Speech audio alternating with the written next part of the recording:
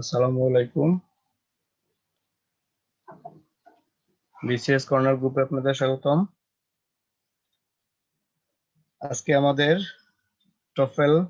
টোফেলের 14তম class. আশা করি সবাই আমাকে শুনতে পাচ্ছেন। একটু আমাকে কমেন্টে জানান সবাই শুনতে পাচ্ছেন কিনা।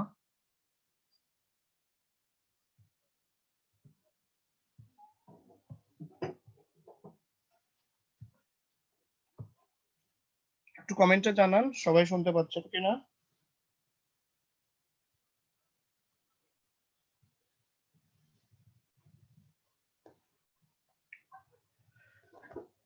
আচ্ছা, গত ক্লাসে আমরা 14 পার্ট পর্যন্ত রেখে দিয়েছিলাম। আজকে 15 থেকে শুরু হওয়ার কথা ছিল, আপনাদের বলছিলাম আমি। ঠিক আছে, আজকে আমরা চলে আসি অক্সিলারিস, মডেল অক্সিলারিস অর্থাৎ অক্সিলারি ভার্ব। আমরা ভার্বের ক্লাসিফিকেশনের ভিতরে অক্সিলারি ভার্বকে আবার ভাগ করছিলাম। আপনাদের আমি ডিটেইলস করাইছিলাম, মনে আছে কিনা আপনাদের? ট্যাগ কোশ্চেন পার্টে গিয়ে অক্সিলারিস এর একদম সবগুলো দেখাই দিছিলাম। কেউ যদি না দেখে থাকেন ভিডিওটা একটু দেখে নেবেন। সেটা হচ্ছে অক্সিলারিকে আমরা দুই ভাগে ভাগ করছিলাম, প্রাইমারি অক্সিলারি এবং সেকেন্ডারি অক্সিলারি। সেকেন্ডারি অক্সিলারির একটা নাম হচ্ছে মডেল অক্সিলারিস। তাহলে মডেল অক্সিলারিস কি কি সেগুলো আপনারা ওখানে আমি একদম বলছিলাম, তারপরে একটু কিছু এখানে বলবো। তার আগে আমরা শুরু করি মডেল অক্সিলারিস। তাহলে এই অক্সিলারি জিনিসটা কি? অক্সিলারিস হচ্ছে সেন্টেন্স এ প্রিন্সিপাল ভার্বকে অপারেট করে, যার কারণে আমরা তাকে বললি হেল্পিং ভার্ব অথবা অ্যাসিস্ট্যান্ট ভার্ব অথবা অক্সিলারি ভার্ব, কারণ সে অক্সিলেট করে, অথবা অপারেটরও আমরা অনেক সময় বলি, সে অপারেট করে, সেন্টেন্সকে অপারেট করে। আচ্ছা, তাহলে মডেল অক্সিলারিস আমরা এখান থেকে শুরু করি একদম লাইন বাই লাইন ধরে। The model auxiliaries have a number of different meanings. খেয়াল করেন, The model auxiliaries have a number of different meaning. আমরা ফার্স্ট এই জায়গাটায় চলে আসি স্পেলিং এ। অর্থাৎ অনেকেই এই জায়গায় ভুল করে MODEL লেখেন। ওই মডেল, যেটা আমরা মডেল বলি মডেল, তাই না? ওই মডেল অর্থ কিন্তু নমুনা। যেমন মডেল টেস্ট অথবা মডেল কোশ্চেন, নমুনা প্রশ্ন অথবা নমুনা পরীক্ষা। আর এই মডেলের অর্থ কিন্তু আমরা অনেকেই জানি না, বিশেষ করে যারা নন ইংলিশ স্টুডেন্ট ম্যাক্সিমামের জানা নাই। এই মডেলের অর্থ হচ্ছে গিয়া বিভিন্ন ধরনের অথবা নানা প্রকার। তার মানে আমি পুরোটা বলতে পারি মডেল অক্সিলারিস মানে হচ্ছে বিভিন্ন ধরনের অক্সিলারি অথবা সাহায্যকারী ক্রিয়া, যা মূল ক্রিয়া অথবা প্রিন্সিপাল ভার্বকে সাহায্য করবে। আচ্ছা, এই জন্য এবার আবার আসি এখানে। তাহলে আগে মডেল এর ডিফারেন্স বুঝছেন? মডেল এবং মডেল, যেটা নমুনা অথবা ওই যে মডেল কোনো পণ্য বা কোনো কিছু মডেল হয়, সেটা কিন্তু এই মডেল নয়। আচ্ছা, the model auxiliaries have a number of different meaning. ভিন্ন ভিন্ন অর্থ থাকতে পারে। they are generally used to indicate something. এগুলাকে সাধারণত ব্যবহার করা হয় বা নির্দেশ করে কি সামথিং, কোনো কিছু, which is potential or uncertain. এখন এই জায়গাটা কিন্তু আপনাদের জন্য খুবই জরুরি। মডেল অক্সিলারি সাধারণত কি বোঝায়? They are usually used to indicate something which is potential, যা সম্ভাব্য, or uncertain অথবা সম্ভব নয়, অর্থাৎ মানে যা ঘটতে পারে এবং নাও ঘটতে পারে, এখনো ঘটেনি, এই ধরনের বিষয়গুলো কিন্তু মডেলে বসে। রিমেম্বার দ্যাট, এবার এবার আপনি মনে রাখবেন দ্যাট যে a model auxiliary is an auxiliary. Model হচ্ছে একটা অক্সিলারি ভার্ব and thus এবং তাই is never used with do does did. আমরা এই অক্সিলারিকে do does did এর সাথে ব্যবহার করব না। তবে do does did যদি প্রিন্সিপাল ভার্ব হিসেবে ব্যবহার হয়, তাহলে তার সাথে আমি অবশ্যই মডেল অক্সিলারি ব্যবহার করতে পারি। আমি এইখানের সাথে একটু উল্টো করে বলি যে নেভার ইউজড। তাহলে আপনি do does did auxiliary verb হিসেবে ব্যবহার করবেন, তার সাথে আবার মডেল অক্সিলারি ভার্ব ব্যবহার করতে পারবেন না। এই কথাটা এখানে বোঝানো হলো নেভার ইউজড। কিন্তু যদি মনে করেন যে ডু কে আপনি principal verb I can do it, তাহলে ক্যান মডেল অক্সিলারি ভার্ব, দেখেন ক্যান মডেল অক্সিলারি ভার্ব, এরপরে আমি ডু ইউজ করছি, তাহলে ডুটা এখানে প্রিন্সিপাল ভার্ব হিসেবে কাজ করবে। দ্য মডেলস ইনক্লুড, এখানে কি কি মডেল গুলো বোঝাচ্ছে? আমরা ধরে নেই মডেলের, ধরে নেই প্রেজেন্ট টেন্সে এগুলোকে ধরে নেই, পাস্ট টেন্সে এগুলোকে ধরে নেই। যেমন উইল এর পাস্ট হিসেবে আমরা ধরি উড অথবা use to. Can, could, may, might, shall, should. তবে শুড ছাড়াও একই অর্থ প্রকাশ করে অট টু এবং হ্যাড বেটার। সেটা হ্যাড বেটার ছাড়া আরো হতে পারে, হ্যাড রাদার হতে পারে, উড বেটার হতে পারে, উড রাদার হতে পারে, সেম অর্থ প্রকাশ করবে। মাস্ট, মাস্টের পরিবর্তে হ্যাভ টু থাকতে পারে প্রেজেন্ট টেন্সে, আর তার পাস্ট হিসেবে অবশ্যই হ্যাড টু করতে হবে। আপনারা ন্যারেশন, আমরা ন্যারেশন বলি, আসলে ন্যারেশন না, এটা হচ্ছে স্পিচ, নেটিভ স্টাইল স্পিচ, তাই না? স্পিচে কিন্তু আমরা এখানে এই ব্যবহারটা দেখছি, মাস্ট হলে হ্যাড টু হয়, এই ব্যবহারটা আমরা দেখছি। নোট, ওয়ার্ডস ইন প্যারেনথেসিস, কি বলতেছে প্যারেনথেসিসের ভিতরে ইন্ডিকেট সেমি মডেলস, এই যেগুলা মাঝখানে ব্র্যাকেটের ভিতরে আছে, কি কি? Use to, ought to, had better, had rather, would better, would rather, had to, have to. আরো যদি থাকে হ্যাজ টু, তাহলে হ্যাজ টু সাধারণত হওয়ার কোনো সুযোগ নেই, আমরা সাবজেক্ট অনুসারে বসাই। মাস্ট, এই মাস্ট, তাই না? মাস্ট হলে তো কখনো হ্যাজ টু হওয়ার সুযোগ নেই, কারণ মাস্ট হচ্ছে মডেল ভার্ব, তাহলে এরপরে ভার্বের বেস ফর্ম, অর্থাৎ সেও ভার্বের, অর্থাৎ তারপরে কখনো আমরা ভার্বের বেস ফর্মে আনবো, মাস্টের পর সবসময় বেস ফর্ম, যার কারণে হ্যাভ টু, হ্যাজ টু কখনো বেস ফর্ম নয়, আর পাস্ট হিসেবে হ্যাভ টু আসতে পারে। তাহলে কি বলতেছে? Have this have similar meaning to the modals but are not grammatically the same, কিন্তু গ্রামারে এটা একই নয়, সেম নয়। তাহলে আমরা মডেল সম্বন্ধে আইডিয়া করলাম। মডেলের আরেকটা নাম কি বলেন? আপনারা একটু কমেন্টে বলে দেন যে মডেল অক্সিলারির আরেকটা নাম আমি কি বললাম শুরুতে, এটা ইয়াতে থাকবে। এরপরে আসি আমরা নেগেশন অফ মডেলস।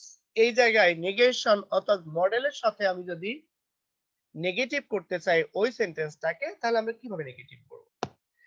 এক্ষেত্রেও আমরা নেগেশন অফ মডেল, আমরা এক্ষেত্রেও ট্যাগ কোশ্চেনের সময় করে আসছি। ট্যাগ কোশ্চেন আমি অনেক কিছু করাইছি, যাদের ট্যাগ কোশ্চেনের সমস্যা আছে তারা সম্ভবত এটা 12তম অথবা 11তম ভিডিও, একটু দেখে নিয়ে। To make a model negative, add the particle not after the model. মডেলের পর আপনি পার্টিকেল যোগ করবেন। জন উড লাইক, এই উড আছে লাইক, এখানে নট একটা বসাই দেন।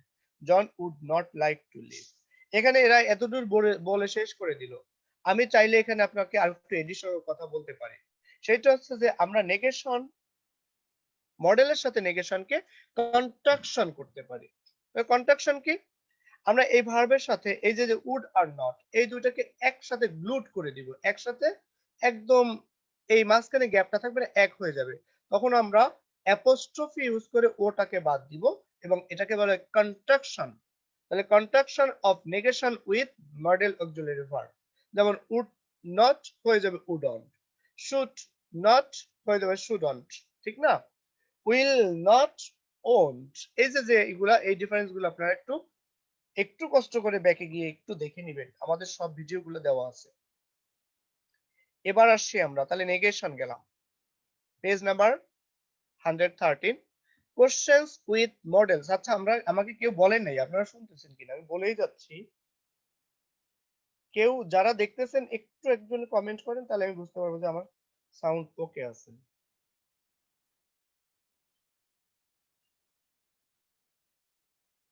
কেউ একজন একটা কমেন্ট করে দেন, আমি বুঝি।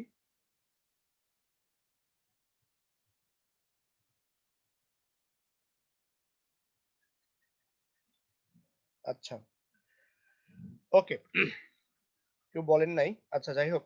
কোশ্চেনস উইথ মডেলস, আর আমি মডেল অক্সিলারি ভার্ব দিয়ে কিভাবে আমি কোশ্চেন মেক করব? এটা তো রেগুলার নিয়মের মতো একই রকম ভাবে আমরা কোশ্চেন সেট করতে পারি দুই ভাবে। এটার উপরেও আমার আগের প্রিভিয়াস লেকচারে এটার উপরে আছে। সেটা হচ্ছে যে কি কিভাবে,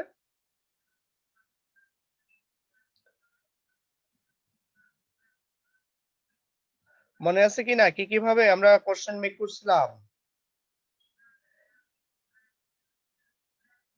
জি স্যার, সাউন্ড ওকে, সব ওকে, ওকে, থ্যাংক ইউ। তাহলে আমি আমার মতো করে যাচ্ছি সামনে। কোশ্চেন মেক করছিলাম আমরা দুই ভাবে, একটা হচ্ছে যে ইয়েস নো কোশ্চেন, আর একটা হচ্ছে ডব্লিউএস কোশ্চেন। ইয়েস নো কোশ্চেনে যে কাজগুলো করছিলাম সেটা হচ্ছে অক্সিলারি ভার্ব। আমি অক্সিলারি ক্লাসিফিকেশন আবার কিছুক্ষণ আগে বললাম দুই ধরনের, সেকেন্ডারি এবং প্রাইমারি। প্রাইমারি অক্সিলারি আবার তিন ধরনের, to verb, to have verb এবং টু ডু ভার্ব। তাহলে আমরা ইয়েস নো কোশ্চেন অর্থাৎ অক্সিলারি ভার্বকে সাবজেক্টের আগে এনে আমরা কোশ্চেন করতে পারি। যেমন দেখেন আগে যে কোশ্চেনটা ছিল জন উড লাইক টু লিভ, এখন কোশ্চেনে আমি কি করলাম? অক্সিলারি ভার্ব, অক্সিলারি ভার্ব, কোন অক্সিলারি? এখানে যেহেতু মডেল দিয়ে কাজ করতেছে, আমরা মডেল অক্সিলারি ভার্বকে সাবজেক্টের আগে আনলাম, পরে ইন্টারোগেশন সাইনটা দিলাম, সেন্টেন্স হয়ে গেল। To make a question, place the model at the beginning of the sentence. এর সাথে আরো একটু কথা বলা নাই, সেটা হচ্ছে যে use a interrogation sign after the sentence. আপনি সেন্টেন্সের শেষে ইন্টারোগেশন সাইন ইউজ করবেন। শুধু মডেলটাকে দিলেই তো হবে না, আপনি সাবজেক্টের আগে যদি শুধু মডেল দিয়ে এখানে ফুল স্টপ দেন হবে? তাহলে ইন্টারোগেশন সাইনটা আপনাকে অবশ্যই দিতে হবে।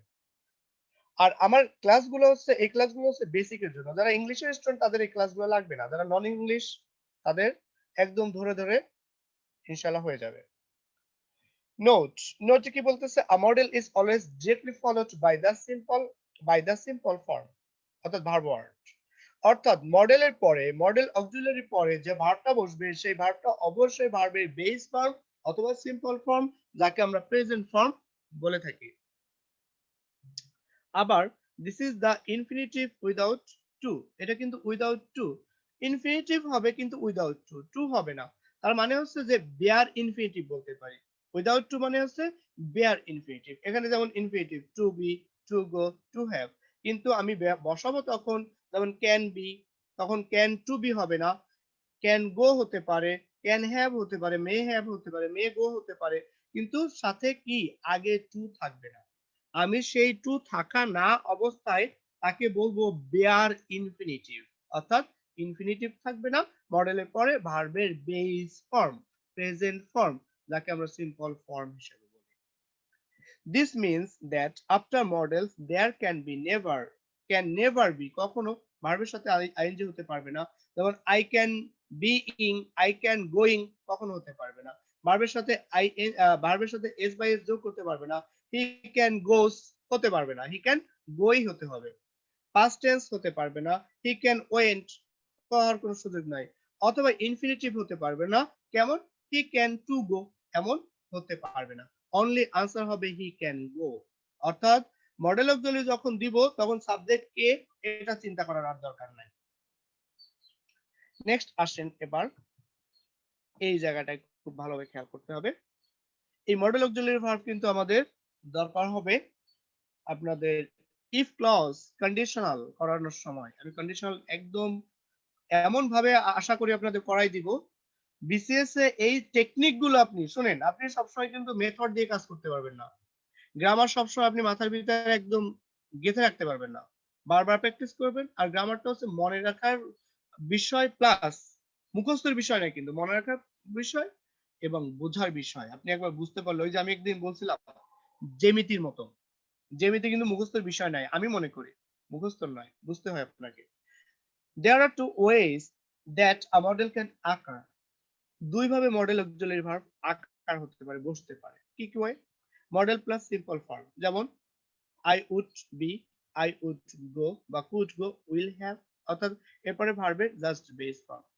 কিন্তু মডেলের পরে যদি আমি হ্যাভ ব্যবহার করি, হ্যাভ এরপরে যে ভার্বটা হবে, বিটা তখন বিন হবে, গোটা তখন গন হবে, হ্যাভটা তখন হ্যাড হবে। অর্থাৎ আমি যখন এরপরে মডেলের পরে হ্যাভ বসাবো তখন ভার্বের ফার্স্ট পার্টিসিপল ফর্ম হবে, তার থার্ড ফর্ম।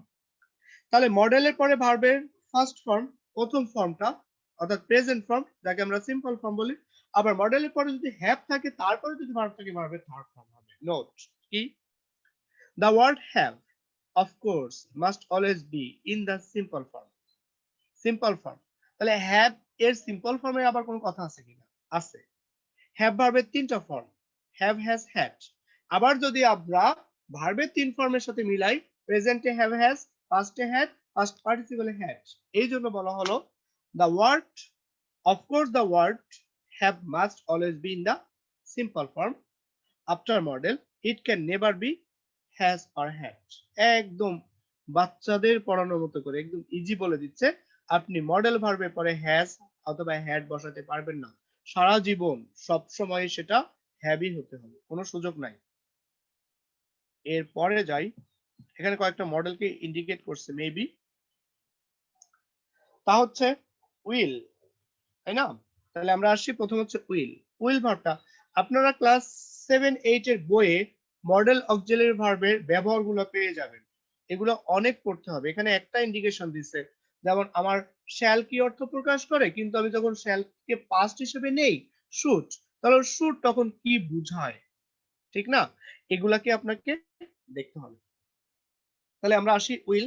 উইল দিয়ে হচ্ছে উইল ইন্ডিকেটস ফিউচার সার্টেইনটি, ভবিষ্যতের নিশ্চয়তা।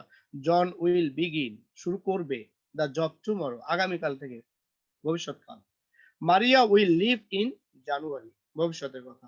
তাহলে এখানে কিন্তু আর মডেল গুলোর কোনো ধরনের ফাংশন দেওয়া হলো না। আমরা পরে চলে যাই কন্ডিশনাল সেন্টেন্স।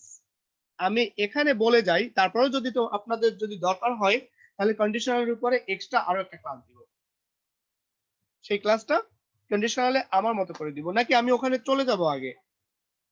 এক কাজ করি, আমাকে একটু সময় দেন আপনারা, 1 মিনিট। আপনাদের জন্য আমি কন্ডিশনালের একটা ব্র্যান্ড নিউ সিস্টেমটা নিয়ে আসি। ভালো হবে, এটা ভালো হবে, কারণ এখানে ফুল দেওয়া নাই কন্ডিশনাল।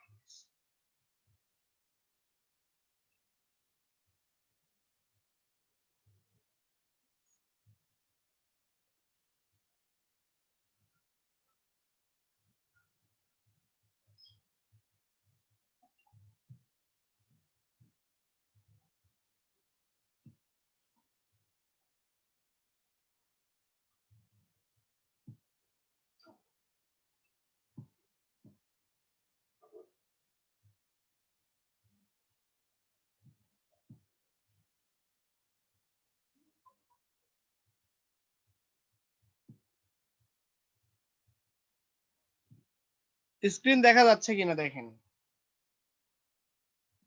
আমি স্ক্রিন চেঞ্জ করলাম, দেখতেছেন কিনা? কন্ডিশনাল সেন্টেন্স খেয়াল করেন।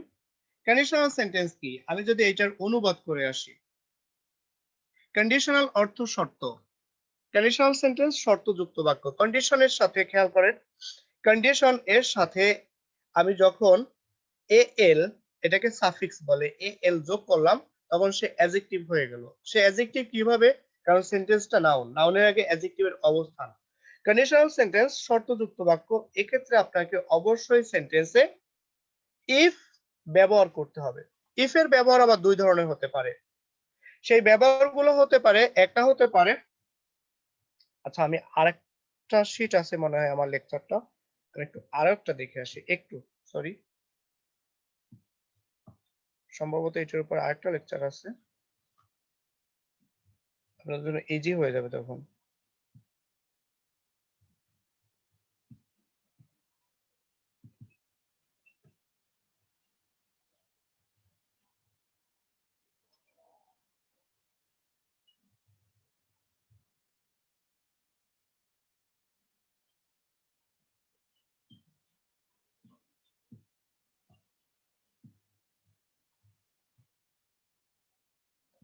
এই লেকচারটা আসি, এটা হলে আপনাদের জন্য সহজ হবে। এগুলো আমার স্টুডেন্টের জন্য রেডি করা তো। এবার দেখেন, এখান থেকে একটু ডিস্টার্ব করলাম, কি বলতেছি যে এবার দেখেন, কন্ডিশনালকে আমি ক্লাসিফাই করলাম conditional sentence or if clauses, কারণ এক্ষেত্রে কন্ডিশনাল সেন্টেন্সে অবশ্যই ইফ ক্লজ আমরা ব্যবহার করি, অর্থাৎ সেন্টেন্সটা কি থাকবে? ইফ দ্বারা থাকবে। যারা দেখতেছেন না তারা পরবর্তীতে দেখে নেবেন, কন্ডিশনাল কিন্তু আপনাদের বিভিন্ন কম্পিটিটিভ এক্সামে অবশ্যই থাকে। এখন আমি প্রথমে যদি বলি কন্ডিশনালকে আমি কয় ভাগে ভাগ করি, আমি এখানে একটা দেখালাম। কন্ডিশনালস আর টু টাইপস, দুই ধরনের ভাগ করতে পারি। একটা হচ্ছে প্রবাবল এবং ইমপ্রবাবল, যাকে আমরা রিয়েল কন্ডিশনাল এবং আনরিয়েল কন্ডিশনালকে হিসেবে ভাগ করতে পারি। এখন আবার চাইলে আমি রিয়েল কন্ডিশনালকে দুই প্রকার এবং আনরিয়েলকে দুই প্রকার ভাগ করতে পারি। দেখেন কিভাবে, যে প্রবাবল বা রিয়েল কন্ডিশনাল, জিরো কন্ডিশনাল অথবা প্রেজেন্ট কন্ডিশনাল বলতে পারি। আরেকটা বলতে পারি ফার্স্ট কন্ডিশনাল, এটাকেও প্রেজেন্ট কন্ডিশনাল বলতে পারি। তাহলে দেখেন, আমি এই কন্ডিশনালকেও প্রেজেন্ট করলাম, এটাকেও প্রেজেন্ট বললাম। কন্ডিশনালে মনে রাখবেন, কন্ডিশনালে অবশ্যই দুটি ক্লজ থাকবে। কন্ডিশনালে অবশ্যই দুটি ক্লজ থাকবে, তাহলে ক্লজ জানতে হবে। ক্লজ হচ্ছে যার একটা সাবজেক্ট থাকবে এবং একটা ফাইনাইট ভার্ব থাকবে। তাহলে ইফ ক্লজ, একটা ক্লজ হচ্ছে ইফ ক্লজ, এই ক্লজটা প্রিন্সিপাল ক্লজ নয়, সে হচ্ছে সাবঅর্ডিনেট অথবা ডিপেন্ডেন্ট ক্লজ। আরেকটা থাকবে মেইন ক্লজ অথবা প্রিন্সিপাল ক্লজ। এখন কথা হচ্ছে যে এখানেও প্রেজেন্ট কন্ডিশনাল লিখলাম, এখানেও প্রেজেন্ট কন্ডিশনাল লিখলাম। আমরা যখন কন্ডিশনালকে, আমরা অনেকেই জানি কন্ডিশনাল তিন প্রকার: প্রেজেন্ট কন্ডিশনাল, পাস্ট কন্ডিশনাল এবং পাস্ট পারফেক্ট কন্ডিশনাল, অথবা এভাবেও জানি first conditional, second conditional, third conditional.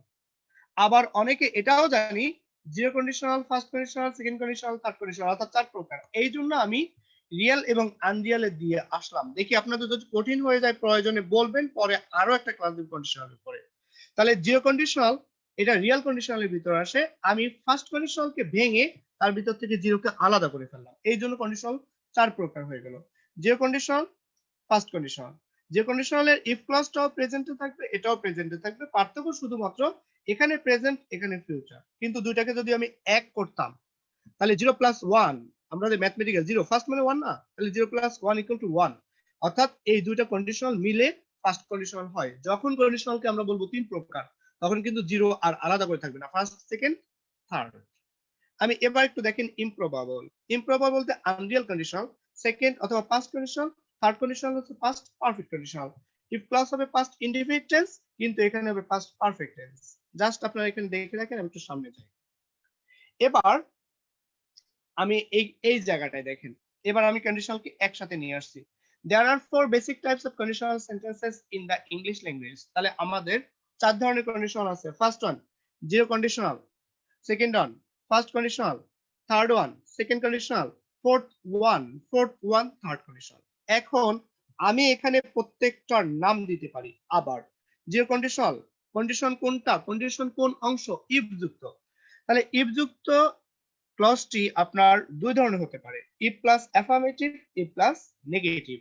If plus affirmative যদি হয়, আমরা জাস্ট ইফ প্লাস অ্যাফার্মেটিভ সেন্সে বলবে।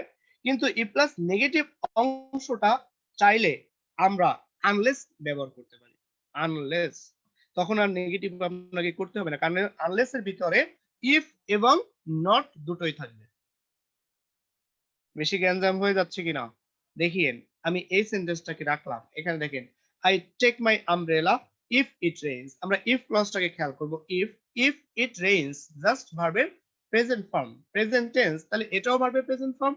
আমি আবার ফার্স্ট কন্ডিশনালে যদি যাই, I will call you if I work late, if I work late, তাহলে ওয়ার্ক ভার্বের বেস ফর্ম, রেইনস ভার্বের প্রেজেন্ট ফর্ম, এটাও প্রেজেন্ট ফর্ম, এটাও প্রেজেন্ট ফর্ম। এটা বেস ফর্ম, কিন্তু এটা বেস ফর্ম না, কারণ থার্ড পারসন হয় এস বাই এস যোগ হলো। তাহলে জিরো কন্ডিশনাল এবং ফার্স্ট কন্ডিশনাল দুটোই কিন্তু ভার্বের টেন্স কিন্তু সেম, প্রেজেন্ট টেন্স। কিন্তু প্রিন্সিপাল ক্লজে গিয়ে এটাকে করলাম আমি প্রেজেন্ট টেন্স, এটাকে করলাম আমি ফিউচার টেন্স। এখন যদি আমি এই দুই প্রকারকে এক করে দেই, জিরো বলতে কিছু যদি না থাকে, সে চলে যাবে ফার্স্টের সাথে, তখন আমি প্রিন্সিপাল ক্লজ ফিউচারও করতে পারি, আবার প্রেজেন্টও করতে পারি। তবে আমাদের অভ্যাস কিন্তু, অথবা আমরা অভ্যস্ত কিন্তু ফিউচারের সাথে। যেমন if you study you will pass, এখানে লেখা যাচ্ছে না, নাহলে আমি একটু লিখে দেখাইতাম, কারণ প্রিমিয়ামে লেখা যায় না, আর নরমালটাই উপরে টেক্সট লেখা যায়। তাহলে এখন খেয়াল করেন, আমি এবার ফার্স্টের সাথে সেকেন্ড এবং থার্ডের আপনার ডিফারেন্সটা দেখাই কোন কোন জায়গায়। সেকেন্ড কন্ডিশনাল, ইফ দা বাস। এখন দেখেন আমি এখানে ইফ প্লাসকে কিন্তু শেষে রাখছিলাম, আমি এখানে আগে দিয়ে দিচ্ছি। তার মানে কি আগেও হতে পারে, পরেও হতে পারে, কোনো সমস্যা নেই। এখানে যখন আমি কন্ডিশনাল ক্লজকে পরে দিলাম, কমা আর ব্যবহার হচ্ছে না, কিন্তু conditional clause that means subordinate ক্লজকে আগে দিলাম, মাঝখানে কমা ব্যবহার করা হচ্ছে। এই যে কমাটা ব্যবহার আমরা করলাম। তাহলে দেখেন, if the bus didn't, if যুক্ত ক্লজ প্রেজেন্ট টেন্স, এখানে এসে ডিডন্ট পাস্ট টেন্সে হয়ে গেল। তাহলে এখানে যে আমি যে উইলটা ব্যবহার করছিলাম, সেই উইলটা এখানে অটোমেটিক পাস্ট। তাহলে হয়ে গেল কি, উইল থেকে এখানে যদি হতো if the bus doesn't arrive, আমি লিখতাম I will drive you to the airport. যেহেতু ডিডন্ট আছে, এটা হয়ে গেল কি আই উড ড্রাইভ। কারণ এই উইলটা চেঞ্জ হবে, ড্রাইভটা কিন্তু চেঞ্জ হবে না। মডেল ভার্বের পরে ভার্বে বেস ফর্ম বসে গেল। এখন যদি আমার এটা যদি হতো hadn't arrived, তাহলে আমি কি করতাম, তাহলে কিন্তু আমি চলে আসতাম থার্ড রুলে। এই দেখেন, hadn't invited, আমি ভিন্ন ভিন্ন এক্সাম্পল ইউজ করছি। hadn't invited, এখানে আবার কন্ডিশনাল অংশটাকে আমি পরে দিছি। তাহলে এই জায়গাটা আপনি খেয়াল করেন কি হবে, she wouldn't have। আমি যদি hadn't ইউজ করি, had অনুসারে এখানে had হবে, তাহলে এখানে তো had হওয়া সম্ভব না উড এর পরে, তাহলে উড এর পরে ভার্বের বেস ফর্ম হবে। তাহলে had এর বেস ফর্ম have, আর have এর পরে মূল ভার্বের পাস্ট পার্টিসিপল ফর্ম। আমরা একটু সামনে যাই, এই জায়গাটা দেখেন, zero conditional. The zero conditional describes situations that are always true. It has the same meaning as when or whenever. when বা whenever যেভাবে হবে if এর একই অর্থ প্রকার। if I go to school I get up at 7, অর্থাৎ if পরিবর্তন করে আমি যদি whenever I go আমি যখন চাই একই কথা।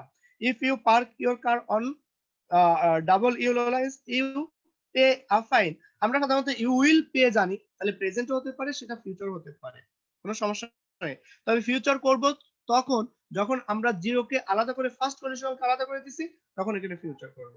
whenever you park use the present simple tense in both the main clauses and the if clauses, আমি এই কথা কিন্তু এখানে উল্লেখ করছি, যখন আপনার জিরো কন্ডিশনাল হবে এটাও মেইন হবে, অর্থাৎ এটাও হবে প্রেজেন্ট সিম্পল, এটাও হবে প্রেজেন্ট সিম্পল। আশা করি বুঝতে পারছেন। সেকেন্ড ওয়ান, আমি এগুলো ব্যাখ্যা দিয়ে আমি আপনাদের একটু লিখে দেখাবো, তাহলে আপনাদের আরো সহজ হয়ে যাবে। The first conditional sentences are used to speculate about possible situations that can really happen at present or in future. ঘটতে পারে। If he studies hard, he will pass in the exam. If plus দেখেন, if he studies তাহলে hard আছে, studies present form he will। আমি যদি studies লিখে কি pass in the exam দিতাম, তাহলে জিরো কন্ডিশনাল হতো, কারণ এটা ফিউচারে আছে। আবার জিরোকে যদি না রাখতাম, তাহলে ফিউচার প্রেজেন্ট যে কোনোটাই করতে পারতাম। Second condition, in the second conditional sentences we speculate about situation that will probably never happen, ঘটে নাই কখনো, at present or in future, বর্তমানে ঘটে নাই, ভবিষ্যতেও ঘটবে না। আমরা কন্ডিশনালে একটা ভুল করি, হ্যাড দেখলেই পাস্ট পারফেক্ট চিন্তা করি, কিন্তু এরপরে মূল ভার্বে পাস্ট পার্টিসিপল খেয়াল করি না। দেখেন এখানে কিন্তু হ্যাড আছে কিন্তু মূল ভার্ব আর নাই, তাহলে এখানে মূল ভার্ব হচ্ছে হ্যাড, হ্যাডটা হচ্ছে হ্যাভের পাস্ট হিসেবে বসছে, তার মানে এটা second condition. if I had more time, আমার যদি বেশি সময় থাকতো, I would help you, এই উইলটা তখন উড হয়ে গেল। এখানে যদি হতো if I have more time I will help you, তাহলে এটা হতো ফার্স্ট অথবা present condition. if I won, win এর পাস্ট ফর্ম ওয়ান, ওন নয় কিন্তু ওয়ান।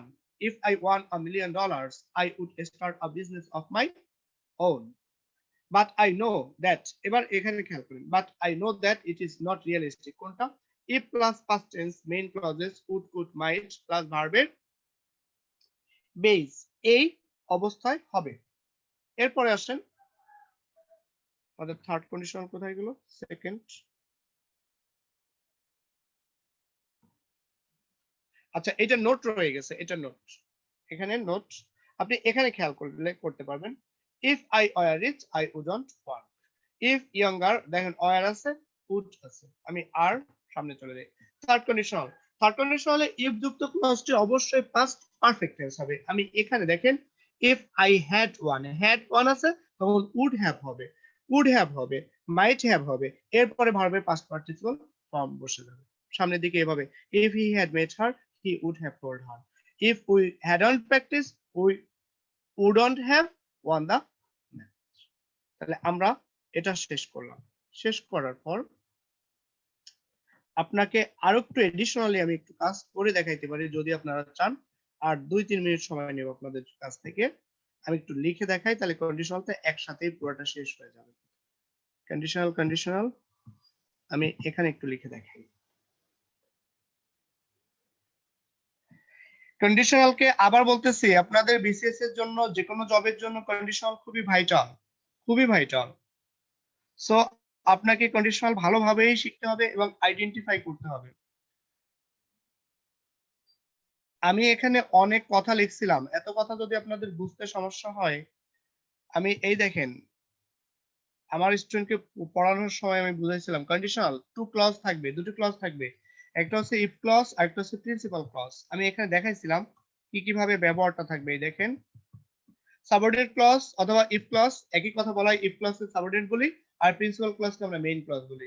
তাহলে অথবা আমি এভাবে আসতে পারি প্রিন্সিপাল ক্লজ আগে সাবঅর্ডিনেট বা ইফ ক্লজ পরে। আমি যখন কিসে আসবো, জিরো কন্ডিশনাল, আপনি খেয়াল রাখবেন যে ইফ যুক্ত সেন্টেন্স কোন টেন্সে আসে। জিরো কন্ডিশনাল ফর্মটা যখন হবে ইফ ইউ স্টাডি, তখন এখানে ভার্বটা হবে জিরো ফর্মে। জিরো ফর্মে আছে কি ইউ লার্ন মোর। আমরা এই কথাকে you can you may learn more তাও লিখতে পারি, ক্যান বা মে তাও কিন্তু প্রেজেন্ট বোঝায়, তাই না? You can learn more if you, আমি সেন্টেন্সটাকে জাস্ট উল্টাই দিলাম। এখানে কন্ডিশনালের ইফ যুক্ত ক্লজটাকে আগে দিলাম, মাঝখানে কমা হলো, আর এখানে পরে দিলাম আর কমা হলো না।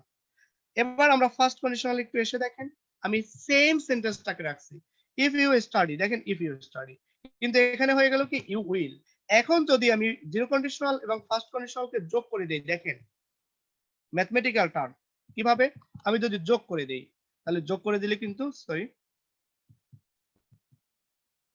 যোগ করে দিলে কিন্তু 0 + 1 = 1 হয়। তার মানে ইফ প্লাস প্রেজেন্ট প্লাস প্রেজেন্টেও করতে পারি, ফিউচার করতে পারি।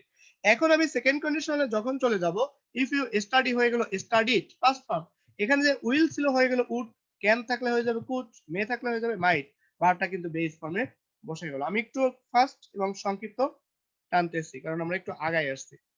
Just third conditional same sentence খেয়াল করেন, ইফ ইউ স্টাডিড এর আগে আমি একটা হ্যাড যোগ করলাম, অর্থাৎ পাস্ট পারফেক্ট টেন্স হয়ে গেল, তাকে আমি বলতে পারি পাস্ট পারফেক্ট কন্ডিশনাল।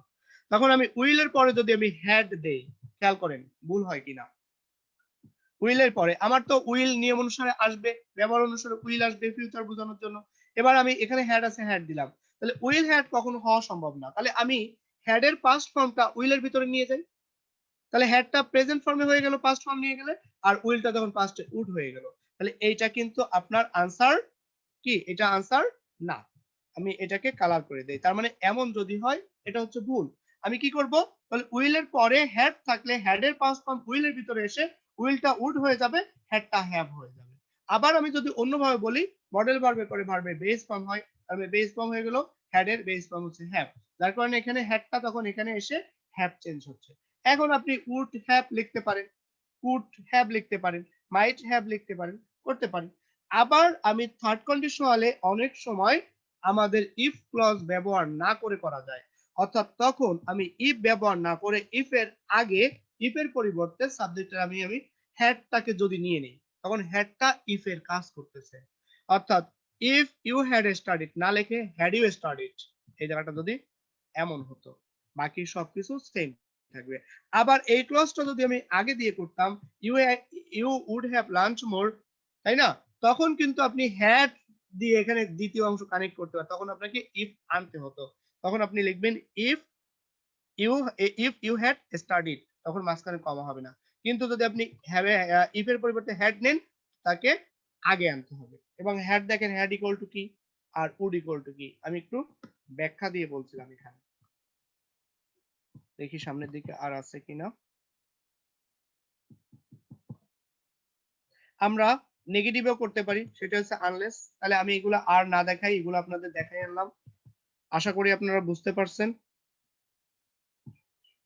আর যদি এরপরে না বুঝেন আমাকে একটু কমেন্টে জানাবেন আপনারা বুঝছেন কিনা। তাহলে ঠিক আছে, আজকে ক্লাস এ পর্যন্ত, ইনশাআল্লাহ আমরা নেক্সট ক্লাসে এর পরের টপিক নিয়ে আসবো। ঠিক আছে, টিল দেন আসসালামু আলাইকুম।